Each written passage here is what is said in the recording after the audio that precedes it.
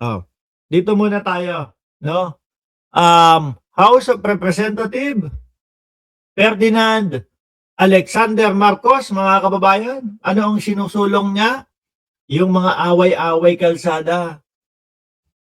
Kasi po talagang laganap po sa bayan nating Pilipinas yung mga away-away kalsada na mga ganyan, no? Mga boss. An act defining road rage, no? Talagang ang mga Pilipino mainitin ho kasi ang ulo. Oh, nako, gustong maging criminal offense na yung ganyan mga bossing, yung mga road rage, so, yung mga away-away. Kasi una naman po kinaiinit ng ulo ng mga kababayan natin, mga trapiko, no? Pero talaga tayo, talagang yung mga sumusugod, makita mo talagang mga nag-aano gusto magsuntukan sa kalsada, iwasan nyo na ho yan. Yung mga sobrang tapang sa kalsada, no? Medyo makat lang ng konti, bababa, kakalampage, sisirain yung sasakyan ng isa. Iwasan nyo na yan. Mahirap makulong. Baka kung dati ho, at hindi pa naipapasa ito, okay lang. Lagpas-lagpas lang, palalagpasin lang. Pero ngayon, kapag ito pumasa, may mga penalty na ho yan. May pagkakakulong pa ho. Kasi bakit? Magiging criminal offense. No? Kalma.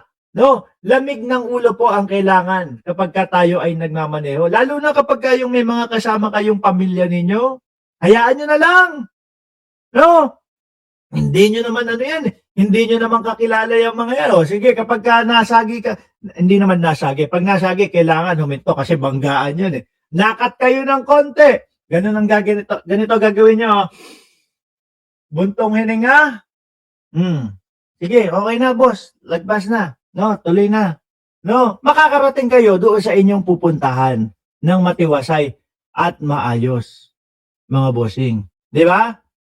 Hindi yung hindi nyo alam kung saan kayo dadalhin yung mga away-away na yan. Ang nakakalungkot ho mga kababayan, yung iba meron pang mga dalang mga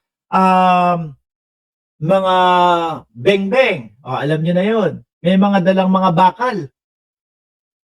Mayayari pa kayo. Baka yun pa yung maging katapusan ng inyong buhay. Okay na yun, no?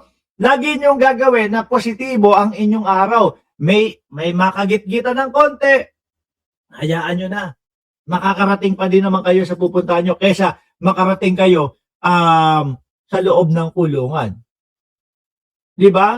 Oh, sabi ni The Jumper, oo, at iwas aberya na lang sa'yo, pati sa ibang motorista. Correct ko. Kumaga, wala na. Ayos na yan. Sige, wag na natin palalaim pa. Di ba? Sabi ni Davis ng RBC. Good day, Mark. Thank you for your interest. Fill in return the attached document. We also require you below documents to start application. Ng putek car loan? Yung bangko na gano'n, nag-message, gusto magpautang na sasakyan. Ay, wag na ho. Saka na lang. Next time na.